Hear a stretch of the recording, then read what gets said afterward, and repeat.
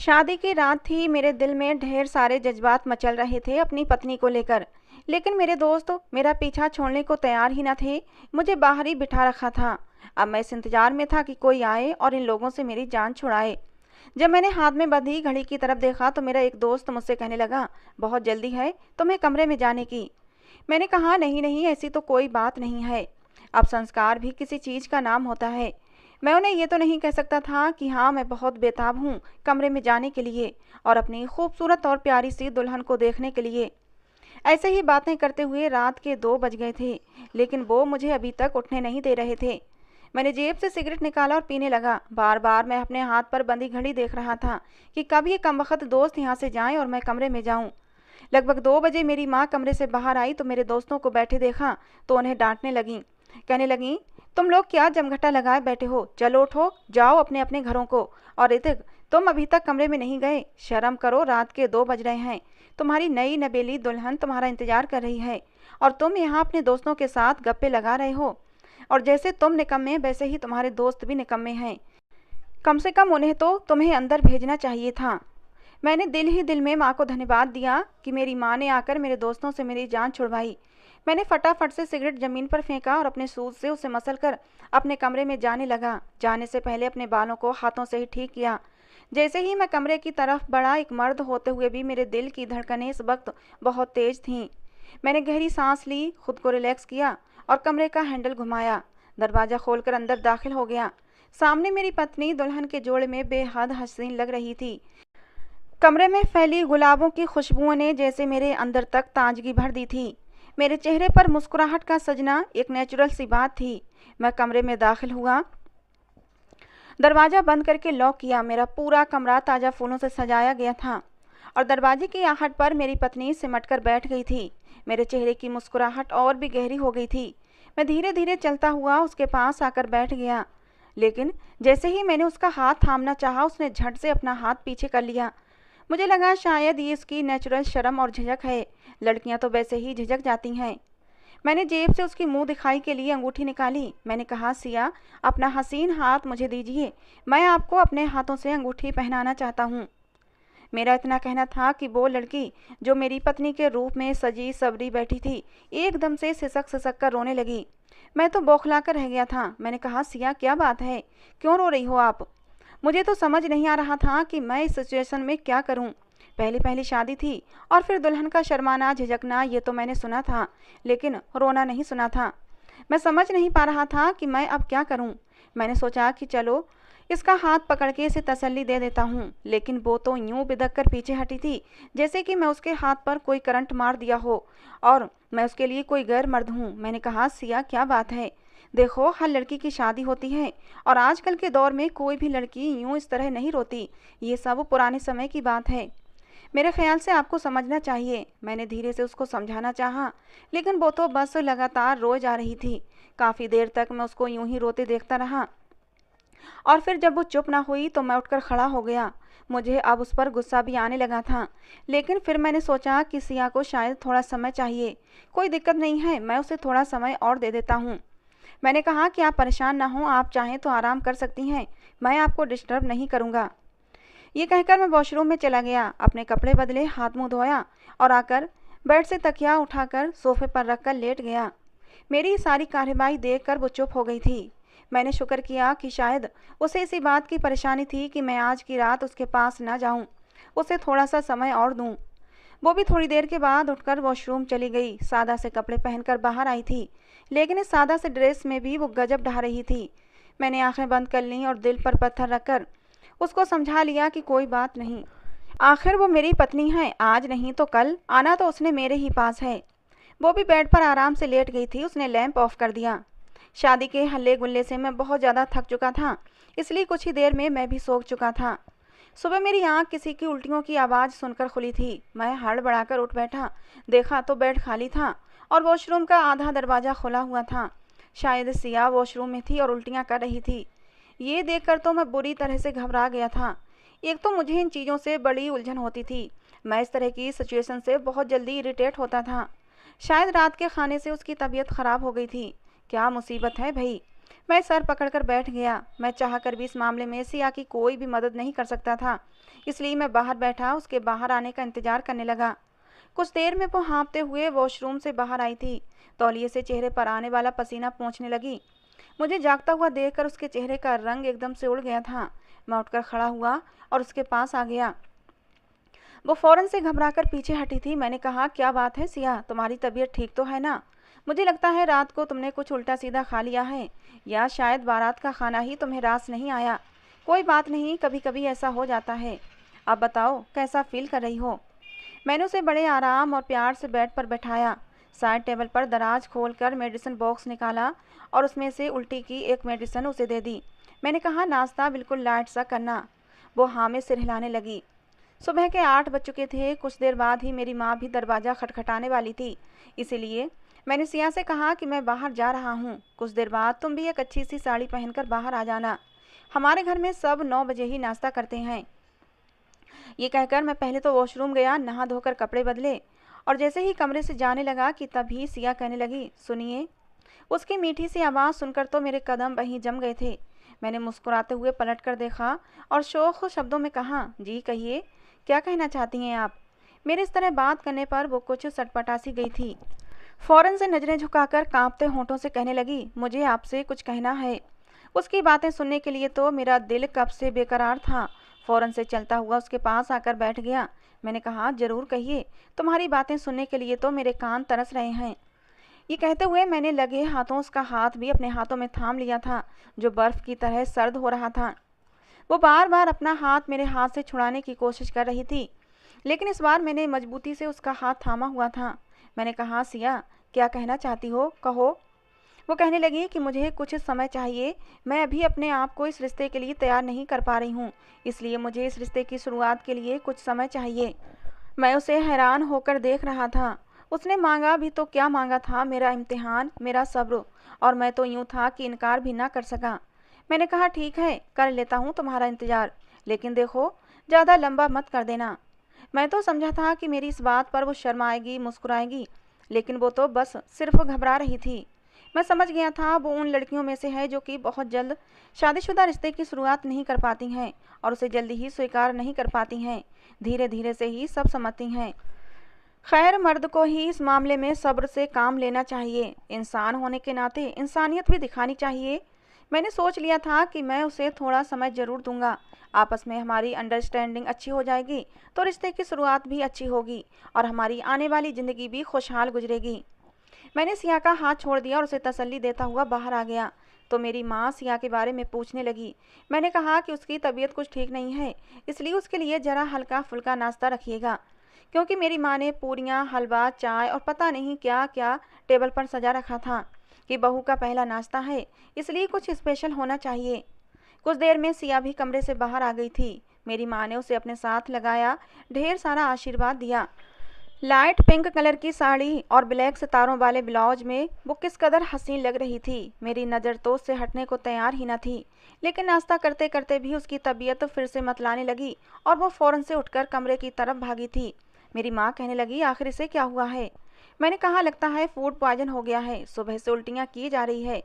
मेरी माँ कहने लगी कि तुम इसे डॉक्टर के पास ले जाओ ऋतिक। मैं भी यही सोच रहा था। मैंने कहा, ठीक है, नाश्ता करके ले जाता हूँ। लेकिन जब मैंने सिया से डॉक्टर के पास जाने के लिए कहा तो वो ना में सिर हिलाने लगी और मेरी बात सुनकर वो बहुत ज़्यादा घबरा गई थी। कहने लगी, मुझे किसी डॉक्टर के पास नहीं जाना है, मैं खुद ही ठीक हो जाऊंगी। मैंने कहा, कैसे ठीक हो जाओगी? अपनी हालत को देखो, कोई चीज़ तुम्हें डाइजेस्ट नहीं हो रही है, डिहाइड्रेशन हो जाएगी तो खामखा के लिए लेने के देने पड़ जाएंगे। मैं कुछ नहीं सुनूंगा, तुम जल्द से जल्द तैयार हो जाओ, मैं तुम्हें डॉक्टर के पास लेकर चलता हूँ। लेकिन वो किसी भी तरह से जाने को तैयार नहीं हो रही थी। कहने लगी, मैं ठीक हो जाऊंगी, मुझे कहीं नहीं जाना। उस समय वो डर और बदहवासी के मारे अपनी उंगलियां चटका रही थी। चेहरे से लग रहा था कि अभी रो देगी। मैंने कहा, अच्छा ठीक है, मत जाओ डॉक्टर के पास, लेकिन इतना परेशान होने की क्या ज़रूरत है? मैंने अपने घर की एक नौकरानी से कहा, उसे आवाज़ लगाई और कहा कि नींबू पानी लाओ। वो कुछ देर में ही नींबू पानी लेकर आई थी। मुझे ये चिंता थी कि कहीं पानी की कमी की वजह से उसकी तबीयत और ज़्यादा ख़राब ना हो जाए। थोड़ा थोड़ा नींबू पानी पीने के बाद उसकी तबीयत काफ़ी संभल गई थी और हैरत की बात यह थी कि नींबू पानी उसे हजम हो गया था। मैंने शुक्र किया, लेकिन जब सिया को रोज रोज उल्टियाँ आने लगीं तो मैं परेशान सा हो गया था। इसलिए एक दिन मैंने उसकी एक न सुनी और उसे करीबी छोटे से अस्पताल ले गया। वहाँ मैंने सिया को एक लेडी डॉक्टर को दिखाया। डॉक्टर उससे कोई भी सवाल करती तो वो घबराई घबराई सी नजर आती। ठीक से डॉक्टर के किसी भी सवाल का जवाब भी नहीं दे रही थी। डॉक्टर ने कुछ टेस्ट लिख कर दिए और कुछ दवाएं भी दीं। कहने लगी कि इससे फ़ायदा ना हो तो मेरे पास दोबारा आना। रिपोर्ट से एक दिन बाद आनी थी, इसलिए मैंने सिया को मेडिसिन ला कर दी और घर पर छोड़ दिया। मैंने ऑफिस ज्वाइन कर लिया था। जब भी रात को घर आता तो मेरी नज़रें सिया पर ही जाकर टिक जाती थीं, लेकिन वो मुझसे कतराई कतराई सी रहती थी। रात को मैं 2-3 बार उसे इस बात का एहसास भी दिला चुका था कि उसे हमारे रिश्ते के बारे में सोचना चाहिए, लेकिन वो टाल मटोल कर जाती और मैं अपने दिल के जज्बातों को थपक थपक कर सुला देता था। मजबूरी थी, मैं उसके साथ ज़बरदस्ती भी नहीं कर सकता था, लेकिन उसकी खूबसूरती और नाजुक सा शरीर देखकर मेरा दिल मचल उठता था। मैं बस इंतजार में था कि कब सिया के दिल में भी मेरे लिए प्यार मोहब्बत वाले जज्बात उमड़ेंगे और वो मुझसे अपनी मोहब्बत का इजहार करेगी। उस मेडिसिन से सिया को काफ़ी फ़ायदा हुआ था। वो कहने लगी कि मैं अब ठीक हूँ, मैं अब डॉक्टर के पास नहीं जाऊँगी। मेरा भी ऐसा कोई इरादा नहीं था। जब वो ठीक थी तो मैं क्यों उसे डॉक्टर के पास लेकर जाता। लेकिन एक बार मैं उस अस्पताल के सामने से ही गुजर रहा था जब मुझे ख्याल आया कि मुझे सिया की रिपोर्ट्स भी लेनी चाहिए। वैसे तो वो ठीक थी, लेकिन जब मैंने उसके कुछ टेस्ट करवाए थे तो वो रिपोर्ट मैं ले ही लेता हूँ। इसलिए मैं हॉस्पिटल चला गया। मैंने उसकी रिपोर्ट्स ली और वहाँ मौजूद डॉक्टर को दिखाई। मैं जानना चाहता था कि उसके साथ क्या प्रॉब्लम हो गई है जो वो रेगुलर उल्टियाँ कर रही है। और जो खबर डॉक्टर ने मुझे सुनाई, मेरे कानों में से सीटियाँ सी बजने लगी थीं। मुझे तो अपने कानों पर विश्वास ही नहीं हो रहा था। मैंने कहा, डॉक्टर आप ये क्या कह रही हैं? वो कहने लगी कि जो लड़की आपके साथ आई थी क्या वो आपकी पत्नी नहीं है? मैंने कहा, जी मेरी पत्नी है। वो कहने लगी, तो फिर आप इतनी हैरत क्यों दिखा रहे हैं? शादी हुई है आपकी तो जाहिर सी बात है औरत का प्रेग्नेंट होना कोई अनोखी बात तो नहीं। मेरा दिमाग बुरी तरह से चक्कर खाकर रह गया था। मेरी शादी को अभी सिर्फ 8 दिन भी नहीं गुजरे थे और मैंने अपनी पत्नी को छुआ भी नहीं था। फिर वो प्रेग्नेंट कैसे हो सकती थी? मैंने कहा कि कहीं रिपोर्ट बदल तो नहीं गई। हो सकता है कि एक जैसे नाम की और भी रिपोर्ट हो और रिपोर्ट आपस में बदल गई हो। मुझे तो अब भी विश्वास ही नहीं आ रहा था। मेरे साथ इतना बड़ा धोखा कैसे हो सकता था? डॉक्टर कहने लगी, ऐसा कुछ नहीं है, ये आपकी पत्नी की ही रिपोर्ट है। उसकी प्रेगनेंसी का ये दूसरा महीना लग चुका है।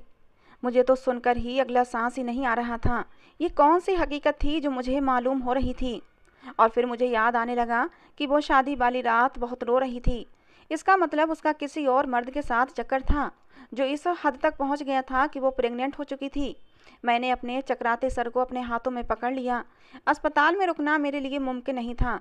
मैंने वो रिपोर्ट्स पकड़ी और जेब में डाली। मैं घर आया तो बिल्कुल चुपचाप सा था। मेरी माँ कहने लगी, क्या हुआ, इतने चुप चुप से क्यों हो? तबीयत तो ठीक है। मैंने कहा, मम्मा मेरे सर में दर्द है।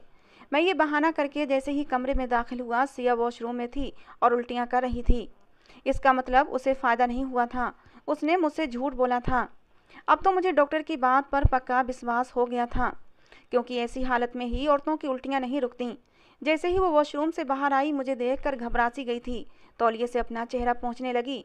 इससे पहले कि मैं उसे कोई और सवाल करता, वो कहने लगी कि अभी उल्टी आई है, वैसे तो मैं ठीक थी। वो नज़रें लगातार मुझसे चुरा रही थी।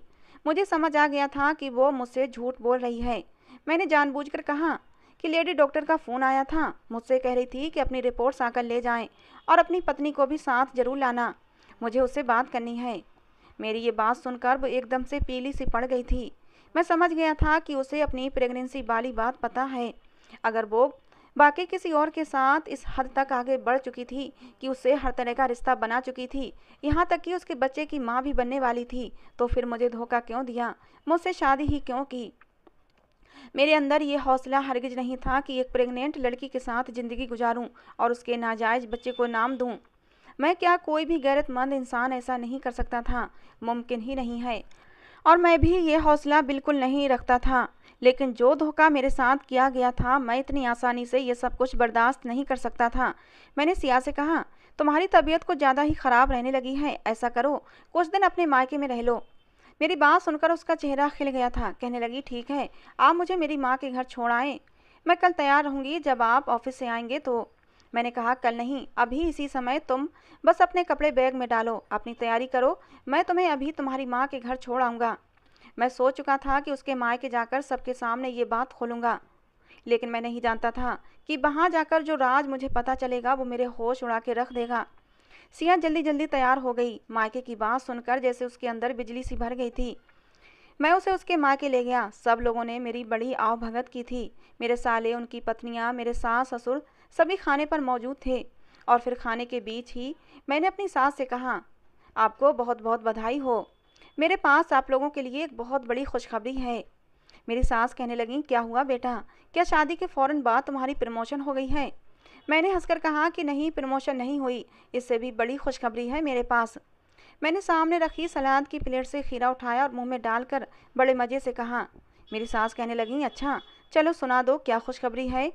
मैंने कहा, आप नानी बनने वाली हैं। ये बात सुननी थी कि सब के सब टेबल पर ऐसे जम गए थे जैसे सबको सांप सूंघ गया था। अचानक ही सिया ने मेरी तरफ बड़े उड़े हुए रंग से देखा था। मैंने कहा, क्या हुआ, आप लोग इतना हैरान क्यों हो रहे हैं?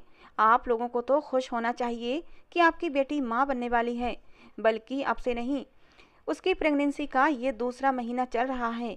ये कहकर मैंने जेब से उसकी मेडिकल रिपोर्ट निकाली और सामने टेबल पर बड़ी जोर से पटक कर रखी थी और खुद खड़ा हो गया। मैंने कहा, आप लोगों ने मुझसे इतना बड़ा धोखा क्यों किया? लेकिन ये बात सुनकर मेरे साले, उनकी पत्नियां, मेरे ससुर सभी खड़े हो गए थे। कहने लगे, तुम झूठ बोल रहे हो, हमारी बेटी ऐसी नहीं है। सिया के भाई भी गुस्से में आ गए और भाभियां भी मुझे गुस्से से देखने लगीं। मैंने कहा, ये सवाल आप अपनी बहन से करें, जिसने शायद आप लोगों की नाक के नीचे ये सब गुल खिलाए हैं। देखिए, मैं कुछ भी बर्दाश्त कर सकता हूँ, लेकिन एक चरित्रहीन औरत को हरगिज नहीं। मैं किसी के नाजायज बच्चे को अपना नाम नहीं दे सकता, इसीलिए मैं इस लड़की को अभी के अभी तलाक देना चाहता हूँ। आप लोगों ने मुझे धोखे में रखकर अपनी बद किरदार लड़की को मेरे हवाले कर दिया। आपने ये सोच भी कैसे लिया कि मैं इसे अपनी पत्नी बनाकर रखूँगा? मेरी बात सुनकर सभी एक कहर भरी नज़रों से सिया की तरफ देखने लगे और वो सिसक सिसक कर रोने लगी। मैंने कहा, सिया, मैं तुम्हें तलाक देना चाहता हूँ, तुम्हारे साथ हर रिश्ता ख़त्म करना चाहता हूँ। मैं तुम जैसी आवारा और बदचलन लड़की को अपने घर की इज्जत बनाकर नहीं रख सकता। ये कहकर मैं वहाँ से निकलने लगा कि तभी मेरी सास मेरे सामने आकर खड़ी हो गई। कहने लगी, भगवान के लिए ये जुल्म मत करो, मेरी बेटी बर्बाद हो जाएगी, जीते जी मर जाएगी, वो बहुत मासूम है। तुम्हें सच्चाई नहीं पता है, पहले सारा सच जान लो, फिर अपना फैसला सुनाना। मुझे तुम्हारे फैसले से फिर कोई आपत्ति नहीं होगी। ये कहकर उन्होंने मेरा हाथ पकड़ा और मुझे सोफे पर बिठा दिया। फिर कहने लगी, ये उस समय की बात है जब तुम्हारा रिश्ता सिया से तय हो चुका था। शादी को बस 1.5 महीना रह गया था कि जब हमारे ख़ानदान में शादी आ गई। मेरी तबीयत उन दिनों कुछ ठीक ना थी और वो शादी भी यहाँ से दूर गांव में थी, इसलिए मेरे बेटे, बहू और मेरे पति सब शादी पर चले गए थे। घर पर सिर्फ मैं रह गई थी और सिया मेरे पास थी। क्योंकि मेरी तबीयत ठीक नहीं थी, इसीलिए मैंने सिया को शादी में जाने से मना कर दिया था। वो मेरी बात मान गई थी और मेरी देखभाल के लिए घर पर ही रुक गई थी। लेकिन उसी रात हमारे घर में चोर घुस आए। उन्होंने थोड़ा बहुत कैश और जेवर चोरी किया और साथ में जाते जाते मेरी बेटी को भी बर्बाद करके चले गए। मैं उनके सामने हाथ जोड़ती रही, विनती करती रही कि मेरी बेटी की शादी होने वाली है, भगवान के लिए इसके साथ ये जुल्म ना करो। लेकिन उन्होंने मेरी एक न सुनी। मेरी बच्ची का कोई कसूर नहीं है, वो एक हादसा था जो उसके साथ हुआ। मेरी सास ये कहते कहते रोने लगी। सिया भी रो रही थी। मेरी सास फिर आगे बोली कि उस रात के बाद सिया डिप्रेशन में चली गई थी, वो कुछ भी नहीं बोलती थी। और फिर एक दिन सिया इतना रोई कि उसका गला ही बंद हो गया था।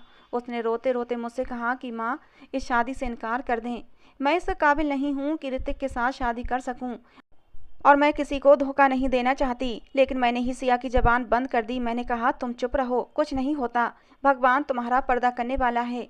जो तुम्हारे साथ हुआ तुम्हारी मर्जी से नहीं हुआ, वो एक हादसा था। तुम अभी वैसे ही मासूम और पवित्र हो, इसमें तुम्हारा कोई दोष नहीं। लेकिन मैं नहीं जानती थी कि ऐसा भी हो जाएगा। शादी से कुछ दिन पहले ही सिया की तबीयत खराब रहने लगी थी, लेकिन मुझे यही लगा कि शायद शादी की वजह से परेशान और डरी हुई है। फिर मेरी सास कहने लगी कि मैंने तुमसे कुछ भी झूठ नहीं बोला है। अगर तुम्हें अब भी लगता है कि मेरी बेटी कसूरवार है तो ठीक है, तुम उसे तलाक दे देना। लेकिन अगर तुम ये समझते हो कि मेरी बच्ची बिल्कुल बेकसूर है तो भगवान के लिए इसे तलाक मत दो। लेकिन मैं कुछ भी समझ नहीं पा रहा था कि मैं क्या फ़ैसला करूं, इसलिए मैं वहाँ से चुपचाप वापस आ गया। मुझे जब मेरी माँ ने अकेले आते देखा तो सिया के बारे में पूछने लगी। मैंने कोई जवाब नहीं दिया। 3-4 दिन मैं यही सोचता रहा कि मैं क्या करूं, कैसे एक ऐसी औरत को अपना सकता हूं। बेशक उसका कोई कसूर नहीं है, लेकिन कसूर तो मेरा भी कोई नहीं है। फिर मैं कैसे एक लड़की के साथ ज़िंदगी गुजारूं जिसने अपनी इज्जत गंवा चुकी थी। उस दिन डॉक्टर मुझे बता चुकी थी कि आपकी पत्नी बहुत कमज़ोर है, इसलिए अबॉर्शन का मत सोचना। क्योंकि जितने अविश्वास से मैं उससे सवाल कर रहा था, डॉक्टर समझी थी कि शायद मैं अभी बच्चा नहीं चाहता, इसलिए उसने मुझसे ये बात बोली थी। मुझे समझ नहीं आ रहा था मैं कैसे उस बच्चे को अपना नाम दूंगा। मैं इतना बड़ा हौसला नहीं रखता था। फिर मैंने सोचा कि मुझे अपनी माँ से बात करनी चाहिए, उन्हें सारी बातें बता देनी चाहिए, क्योंकि मैं अभी तक खुद से कोई फैसला नहीं कर पा रहा था। और जब मैंने सिया के बारे में सोचता तो वो मुझे बेकसूर ही लगती थी, क्योंकि इस सब में उसका कोई कसूर न था।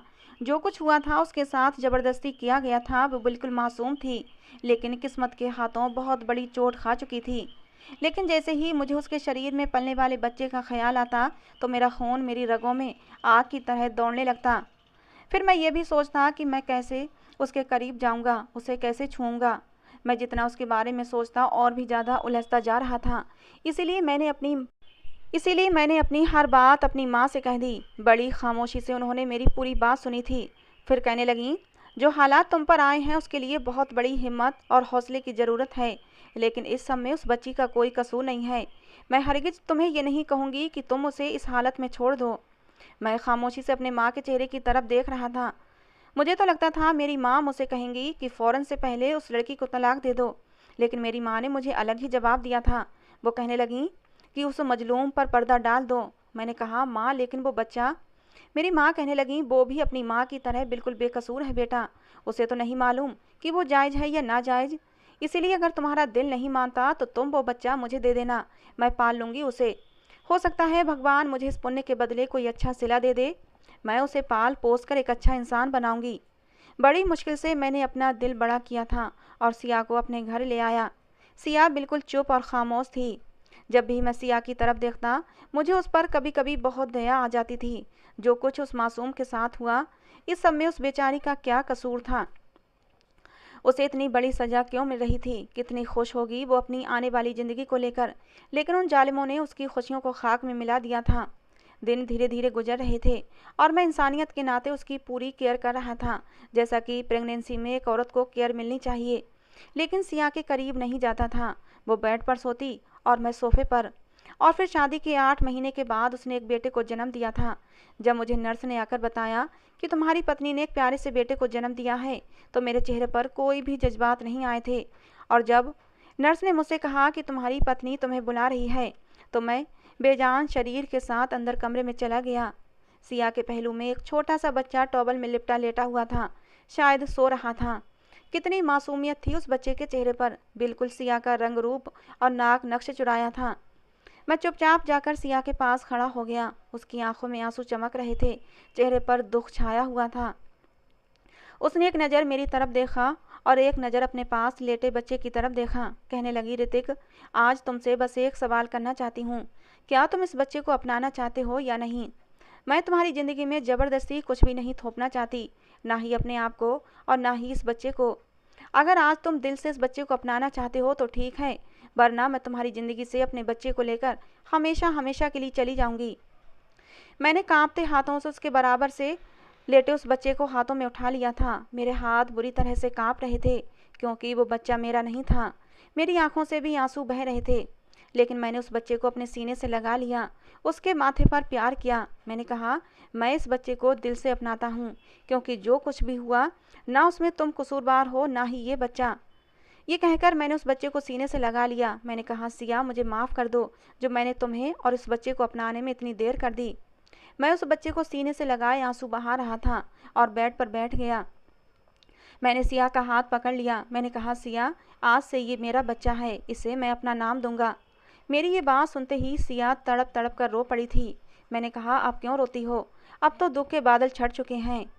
और अगली बात जो सिया ने मुझे बताई, मेरा दिल धक से रह गया था, मेरे हाथ पैर कांप उठे थे। सिया कहने लगी, ऋतिक, ये बच्चा इस दुनिया से जा चुका है। शायद इसकी इतनी ही ज़िंदगी थी। जन्म देने के कुछ ही मिनट बाद तक इसकी सांसें चली थीं और ये इस दुनिया से चला गया था। मैंने तुम्हें इसलिए नहीं बताया था क्योंकि मैं देखना चाहती थी कि तुम इस बच्चे को अपनाते हो या नहीं, तुम्हारा दिल कितना बड़ा है।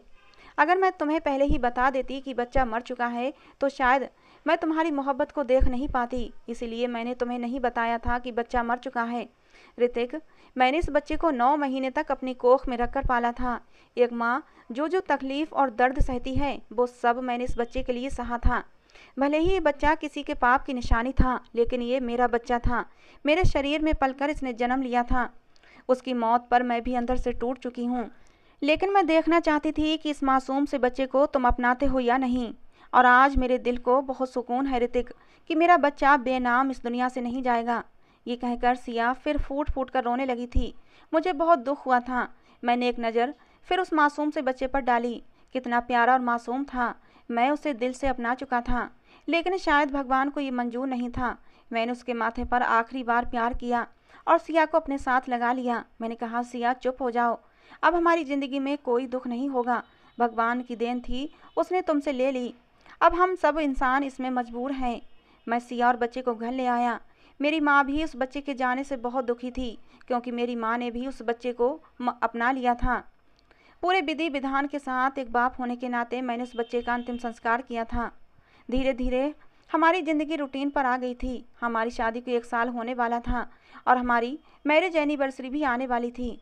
और फिर शादी के ठीक 1 साल बाद सिया और मैंने शादीशुदा ज़िंदगी की शुरुआत की थी। सिया की तरफ से मेरा दिल बिल्कुल साफ़ हो चुका था और उसके लिए मेरे दिल में मोहब्बत और भी बढ़ चुकी थी, क्योंकि सिया ने मुझसे झूठ नहीं बोला था। जो कुछ भी हुआ था उसने सच सामने रखा था। अगर वो चाहती तो शादी की पहली रात ही मुझसे संबंध बनाकर उस बच्चे को मेरा नाम दे सकती थी, लेकिन उसने ऐसा नहीं किया था। तो दोस्तों, ये थी आज की हमारी कहानी। आपको कैसी लगी ज़रूर बताना। पसंद आई हो तो प्लीज़ लाइक करना। रोज़ एक नई कहानी सुनने के लिए हमारे चैनल को भी सब्सक्राइब करना। कहानी को अंत तक सुनने के लिए आप लोगों का बहुत बहुत धन्यवाद दोस्तों। मिलते हैं अगली किसी नई कहानी के साथ।